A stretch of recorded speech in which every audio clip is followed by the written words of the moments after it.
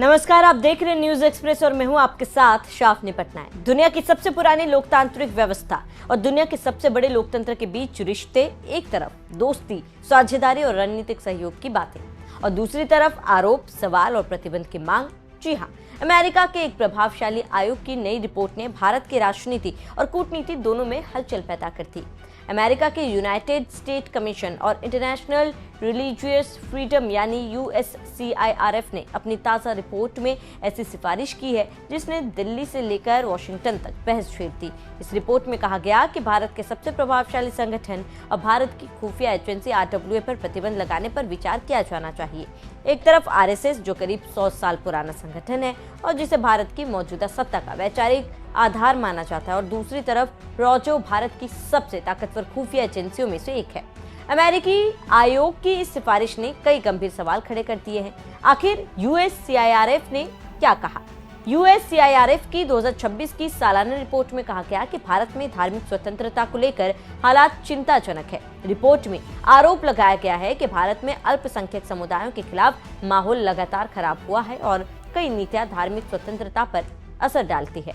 आयोग ने अमेरिकी प्रशासन से सिफारिश की है भारत को कंट्री ऑफ पर्टिकुलर कंसर्न यानी विशेष चिंता वाला देश घोषित किया जाए। ये वही श्रेणी है जिसमें आमतौर पर ऐसे देश शामिल होते हैं जहां धार्मिक स्वतंत्रता को लेकर गंभीर आरोप होते हैं, और अगर ये सिफारिश मान ली जाती है तो भारत उन देशों की सूची में शामिल हो सकता है जिनमें शामिल है Afghanistan, China, Iran, North Korea, Pakistan, Saudi अरब।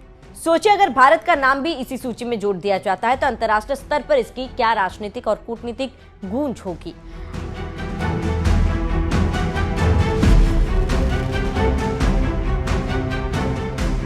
RSS पर क्यों उठाए गए सवाल? रिपोर्ट में विशेष रूप से RSS का जिक्र किया गया है। USCIRF का कहना है कि इस संगठन के प्रभाव में भारत की राजनीति और नीतियों में ऐसे बदलाव हुए हैं जो धार्मिक स्वतंत्रता को प्रभावित कर सकते हैं।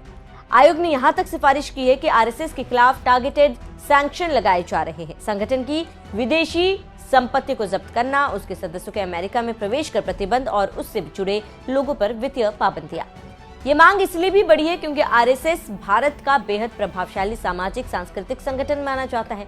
1925 में स्थापित ये संगठन आज भारतीय राजनीति और समाज में गहरी पैठ रखता है और इसे नरेंद्र मोदी समेत कई प्रमुख नेताओं की वैचारिक पृष्ठभूमि माना जाता है। अब बात रॉ की रिपोर्ट में भारत की खुफिया एजेंसी रॉ का भी जिक्र किया गया। आयोग ने आरोप लगाया है कि रॉ पर विदेशों में सिख अलगाववादियों को निशाना बनाने की साजिशों के आरोप लगे हैं।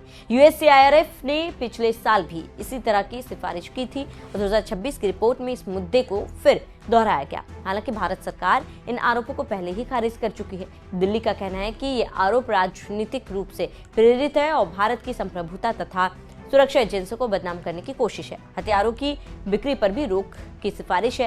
रिपोर्ट का एक और अहम हिस्सा है भारत के साथ रक्षा सहयोग। आयोग ने अमेरिकी प्रशासन से कहा है कि भारत को हथियारों की बिक्री को धार्मिक स्वतंत्रता की स्थिति से जोड़ा जाए, यानी अगर भारत में धार्मिक स्वतंत्रता को लेकर स्थिति में सुधार नहीं होता तो अमेरिका को सैन्य सहयोग पर भी पुनर्विचार करना चाहिए। ध्यान देने वाली बात यह है कि भारत और अमेरिका के बीच पिछले कुछ सालों में रक्षा सहयोग तेजी से बढ़ा है। दोनों देशों के बीच अरबों डॉलर के रक्षा सौदे हुए हैं और रणनीतिक साझेदारी लगातार मजबूत हुई। ऐसे में इस तरह की सिफारिशों का राजनीतिक महत्व और भी बढ़ जाता है। अब सवाल यह है कि क्या इस सिफारिश को सरकार मानेगी? USCIRF का स्वतंत्र आयोग है जो अमेरिकी सरकार को सलाह देता है, लेकिन इसकी सिफारिशें मानना व्हाइट हाउस के लिए अनिवार्य नहीं होता। अमेरिकी प्रशासन कई बार इन सिफारिशों को नजरअंदाज भी कर देता है, खासकर तब जब मामला रणनीतिक साझेदार देशों से जुड़ा हो। भारत और अमेरिका के बीच मौजूदा समय में इंडो पैसिफिक रणनीति और वैश्विक राजनीति जैसे कई बड़े मुद्दे हैं। ऐसे में ये तय नहीं है कि ट्रंप प्रशासन या कोई भी अमेरिकी सरकार इन सिफारिशों को कितना गंभीरता से लेगी, लेकिन सवाल करना भी भारत के लिए बेइज्जती है।